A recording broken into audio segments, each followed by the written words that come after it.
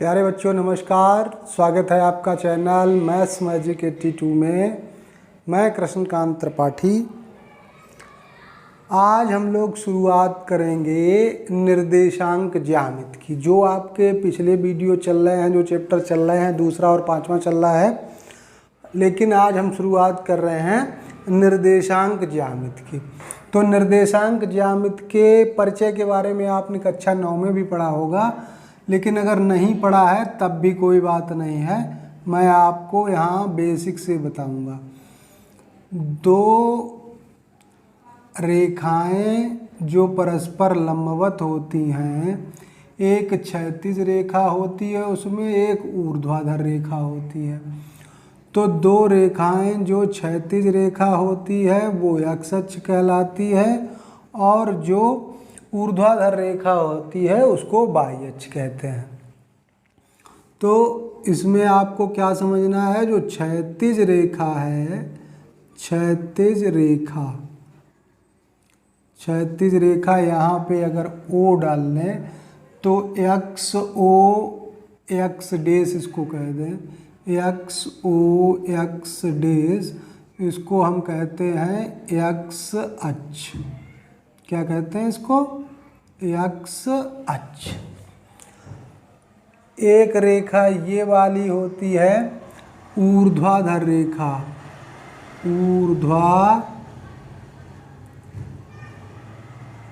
ऊर्ध्वाधर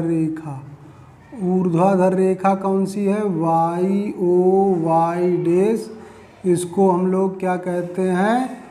वाई अक्ष कहते हैं। इतनी दो बातें समझ में आ गई। जो क्षैतिज रेखा है वो एक्स अक्ष कहलाती है, जो ऊर्ध्वाधर रेखा है वो वाई अक्ष कहलाती है। ओ एक्स होता है धनात्मक एक्स अक्ष, धनात्मक एक्स अक्ष, और ओ एक्स डेस होता है ऋणात्मक एक्स अक्ष। मतलब इस पे एक्स की वैल्यू ऋणात्मक ली जाती है। ओ वाई होता है धनात्मक वाई अक्ष, धनात्मक वाई अक्ष, और ओ वाई डेस जो होता है वो ऋणात्मक वाई अक्ष होता है, ऋणात्मक वाई अक्ष।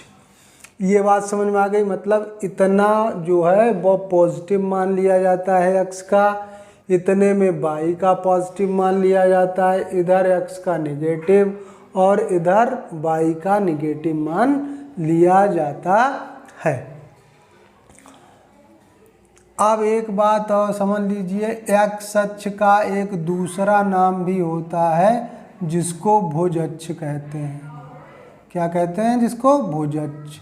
और वाई अक्ष का दूसरा नाम होता है, इसको कोटि अक्ष कहते हैं। क्या कहते हैं? कोटि अक्ष। भुज अक्ष हो गया एक्स अक्ष, कोटि अक्ष हो गया वाई अक्ष। तो कभी कभी सवालों में भुज और कोट लिख देता है, तो भुज लिखा हो तो वहाँ एक्स से मतलब है, और कोट लिखा हो तो वहाँ वाई अक्ष से मतलब है। इतना समझ गए हैं आप। जो ओ बिंदु होता है, ओ बिंदु मूल बिंदु कहलाता है। क्या कहलाता है? मूल बिंदु। मतलब यहाँ पे ना एक्स का कुछ मान है ना वाई का कुछ मान है, तो क्या मान है? यानी कि दोनों के मान 0 0 हैं, इसलिए इसका निर्देशांक भी 0 का मान 0 होता है। अब एक्स अक्ष पे या इन 4 चतुर्थांश इससे प्राप्त होते हैं अक्षों को मिलाने से। ये प्रथम चतुर्थांश होता है, इसको क्या बोलते हैं? प्रथम चतुर्थांश। ये द्वितीय होता है, ये तृतीय चतुर्थांश होता है, और ये चतुर्थ चतुर्थांश होता है। ये 4 चतुर्थांश होते हैं। मतलब पूरा 360 डिग्री को 4 बराबर बराबर भागों में बांट दिया जाता है। तो यहाँ से शुरू करते हैं। तो यहाँ कोई इस चतुर्थांश में कोई बिंदु होता है तो यहाँ x भी प्लस का y भी प्लस का, तो दोनों प्लस प्लस होते हैं। यहाँ x माइनस का और y प्लस का। x का निर्देशांक पहले लिखेंगे, y का बाद में लिखेंगे। यहाँ x माइनस का, y भी माइनस का होता है। इधर चलेंगे तो x तो प्लस है और y का मान कैसे आएगा, माइनस में। तो प्लस माइनस इस चतुर्थांश में होता है। इसका मतलब समझे आप, बिंदुओं की ट्रेसिंग करना। मतलब मैंने कहा 2,-5 को निर्देशांक अक्षों पर दिखाइए। निर्देशांक अक्षों पर दिखाइए। तो कैसे आप दिखाएंगे, सबसे पहले देखेंगे क्या लिखा है, 2। तो जो 2 संख्या है वो x अक्ष पे प्लस की 2 है। तो यहाँ पे बराबर बराबर दूरी पे खाने बना लिए जाते हैं। ग्राफ पेपर में आपको ग्राफ पेपर मिलता है, नहीं तो बना लेते हैं। 1 2 3 4 5। तो ये तो 2 हुआ आपका। फिर -5 लिखा है तो y का मान निगेटिव है जो इधर लिया जाता है। तो इधर 1 2 3 4 और 5, ये 5 है माइनस। तो 2 की सीध का और 5 की सीध का, ये बिंदु जो है मान लेते हैं ये है। तो ये 2,-5 को प्रदर्शित करेगा। अब अगर हमने कहा 0,3 को दिखाइए, तो x पे तो आपको 0 चलना है, x पे यानी कि बिल्कुल नहीं चलना। y पे 3, तो 1 2 3। तो ये बिंदु जो हो गया है, ये बिंदु आपका 0,3 होगा। अब हमने कहा अगर 4,0 दिखाइए, तो 4,0 मतलब x पे 4 चलना है और y पे बिल्कुल नहीं चलना है। तो ये बिंदु x अक्ष पर होगा। यानी कि अगर केवल x निर्देशांक है तो बिंदु x अक्ष पर होगा, केवल y निर्देशांक है तो बिंदु y अक्ष पर होगा। दोनों निर्देशांक हैं तो ये चिन्ह के हिसाब से चतुर्थांशों में जाएंगे। पहले x पे चलेंगे उतनी दूरी और y पे चलेंगे। दोनों में काल्पनिक रेखा या ऐसे डॉटेड रेखाएं खींच लें। दोनों रेखाएं जहाँ पे काटेंगी वही बिंदु उस निर्देशांक को प्रदर्शित करेगा। अब यहाँ फिक्स ये बात है कि 0,3 3,0 के बराबर नहीं है। क्यों? क्योंकि पहला x का मान है, दूसरा y का मान है। तो अगर हम 0,3 3,0 कहेंगे तो उसमें क्या होगा, x का मान 3 होगा, y का मान 0 होगा। तो ये इतनी बात आपको पूरी समझ में आ गई होगी। अब x अक्ष का समीकरण कोई पूछ दे, x अक्ष का समीकरण क्या होता है, तो x अक्ष पे क्या होता है, y का मान 0। तो यही x अक्ष का समीकरण है। और y अक्ष का समीकरण अगर कोई पूछ दे, y अक्ष का समीकरण कभी सवाल में आ जाए तो y पे क्या होता है, x बराबर 0। तो y अक्ष का समीकरण x अक्ष का समीकरण ऐसे निकाल लेते हैं। अब सवाल कभी कभी ये पूछ दिया जाता है a, b की x अक्ष से दूरी बताओ। x अक्ष से दूरी, तो जैसे अगर हम a, b को करें ट्रेस, तो मान लेते हैं a दूरी यहाँ पे है और b दूरी यहाँ पे है। तो a, b की दिशा में यहाँ पे बन जाएगा। तो x अक्ष से कितनी दूर है, जितना y पे चलेंगे। तो x अक्ष से दूरी y निर्देशांक के बराबर होती है और y अक्ष से दूरी हमेशा x निर्देशांक के बराबर होती है। किसी बिंदु की x अक्ष से दूरी y निर्देशांक के बराबर और y अक्ष से दूरी x निर्देशांक के बराबर होती है। बस इतना अगर आप समझ गए तो पूरी निर्देशांक ज्यामिति आपकी मुट्ठी में। पहली एक्सरसाइज में हमको केवल एक ही सूत्र का प्रयोग करना है और इसे अच्छे से समझ लीजिए। ये सिद्ध करना तो हमारे सिलेबस में नहीं है, लेकिन सिद्ध करके देख लेंगे तो कभी भूलेंगे नहीं। ये निर्देशांक पद्धति में दो बिंदु ले लिए हैं, इनके बीच की दूरी क्या होती है ये बताना, ये वाली दूरी। तो जैसे ये P का निर्देशांक x1 y1 है, मतलब ये x1 दूरी पे चला गया होगा। यहाँ से अगर इसको ऐसे मिलाएं तो ये दूरी कितनी है, x1 है, और ये दूरी कितनी है, ये दूरी कितनी है, y1। तभी तो y अक्ष पे y1 चले हैं, इस पे x1 चले हैं। इसी प्रकार यहाँ से ये लंब डालें, मान लो m और n है, तो ये n दूरी O से कितनी हो जाएगी, ये x2 हो जाएगी, क्योंकि इसका x निर्देशांक x2 है। और ये पूरी दूरी कितनी हो जाएगी, ये वाली NQ दूरी कितनी होगी, y2 हो जाएगी। अब यहाँ से P की सीध से अगर यहाँ पे लंब डाल दें, मान लो ये R बिंदु है, तो ये एक QPR या QRP एक समकोण त्रिभुज बन जाएगा। तो अगर हम आपसे पूछें कि ये दूरी x1 है, OM दूरी कितनी है, x1 है, ON दूरी कितनी है, x2 है, तो हम आपसे कहें MN दूरी बता दो, ये वाली दूरी ये कितनी है, ये MN। तो MN दूरी क्या हो जाएगी, ON में से OM घटा दें अगर आप, तो x2 में से x1 घट जाएगा। अब MN दूरी अगर हम निकालेंगे ये वाली दूरी, तो क्या हो जाएगा, पूरी दूरी से इतनी घटा दो, यानी कि ON से OM घटा दिया। अब हमको क्या निकालना है, ये दूरी। और अगर हम पूछें आपसे QR, कितनी दूरी, QR दूरी कितनी है, QR, तो आप कहेंगे QN में से NR घट जाए, अगर QN में से NR अगर घटा दिया जाए।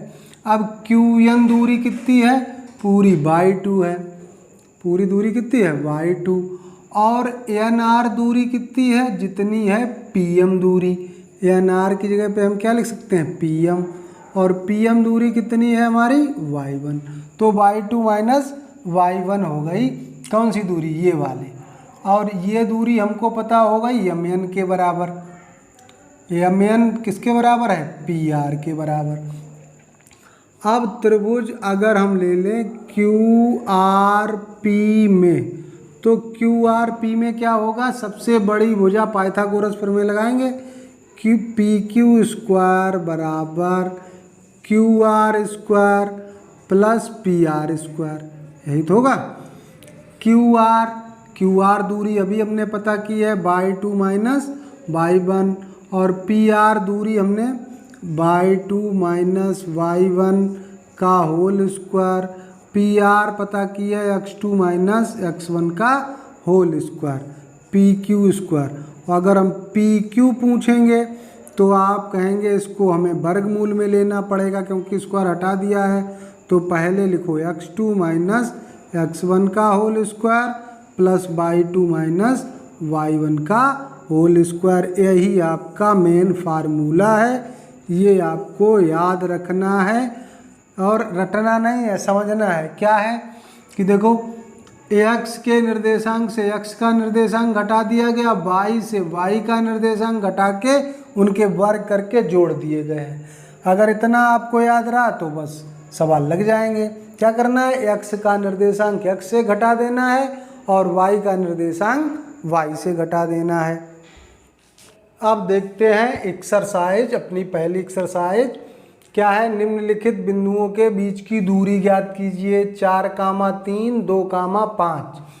तो पहले दिमाग में समझ लो, नहीं तो अगर आपको नहीं समझ में आ रहा है तो लिख लीजिए। पहला x1 निर्देशांक, दूसरा y1 निर्देशांक, फिर x2 फिर y2।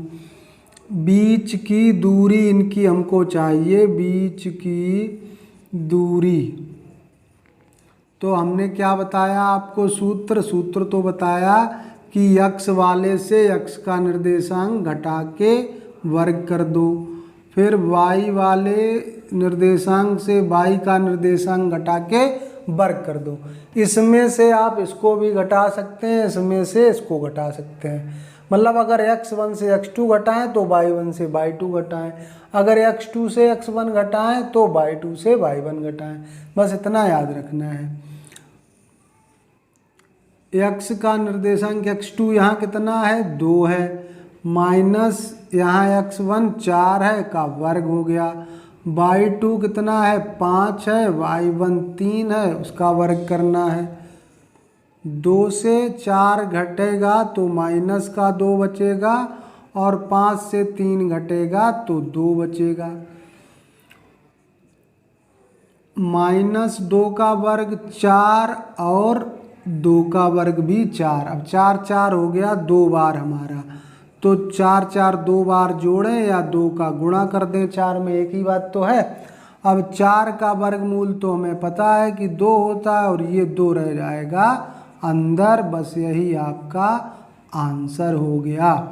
सवाल समझ में आ रहा है तो वीडियो को लाइक कर दीजिए, चैनल पे नए हैं तो चैनल को सब्सक्राइब कर लीजिए, बेल आइकन ऑल पर लगा दीजिए ताकि मैं वीडियो डालूं और आपको सबसे पहले नोटिफिकेशन मिले। दूसरा सवाल हमारा ये है पहले का दूसरा पार्ट 2, 0 और -1, 4। तो अब डायरेक्ट अगर हम लिखें तो अब सूत्र नहीं लिखेंगे। अब क्या करना है, पहले से पहला घटाना है।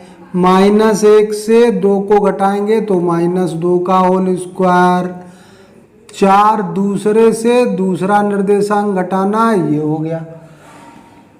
माइनस और माइनस दोनों माइनस की संख्या है तो कितने हो गए -3, और 4 से 0 गया तो 4 ही रहेगा। -3 का वर्ग 9 और 4 का वर्ग 16। 16 और 9 कितना होता है 25, और 25 किसका होता है वर्गमूल 5 का। तो इसकी दूरी हो गई 5 इकाई। ये आ गया आपका आंसर। तीसरा पार्ट देखो 2a, -a, -3a। तो बीच की दूरी क्या होगी, पहले से पहला घटाओ, चाहे इससे इसको घटा सकते हैं। अब देखो 2a से -a घटाएंगे तो माइनस माइनस प्लस हो जाएगा, होल स्क्वायर। हमने पहले इसको लिया था, अब इसी का पहले दोबारा मिलेंगे बाई वाला भी। a और -3a घटाएंगे तो प्लस का 3a हो जाएगा, होल स्क्वायर। अब ये 3a हो गया, 2a और a 3a हो गया, 3a का स्क्वायर 9a स्क्वायर, और ये हो गया a और 3a 4a, और 4 का वर्ग होता है 16। तो दोनों मिला के कितने हो गए 25a स्क्वायर। 25 का 5 हो गया, a स्क्वायर का a हो गया। ये हो गया आपका आंसर। तो आई होप इसी प्रकार से आप पहले सवाल के सारे पार्ट कर पाएंगे। अगर कोई सवाल नहीं कर पाते हैं तो आप मुझे कमेंट करिए, मैं उसका आंसर आपको फिर बताऊंगा। वैसे आप कर पाएंगे, मुझे विश्वास है कि आप कर लेंगे। धन्यवाद। अगले वीडियो में देखेंगे आगे के सवाल।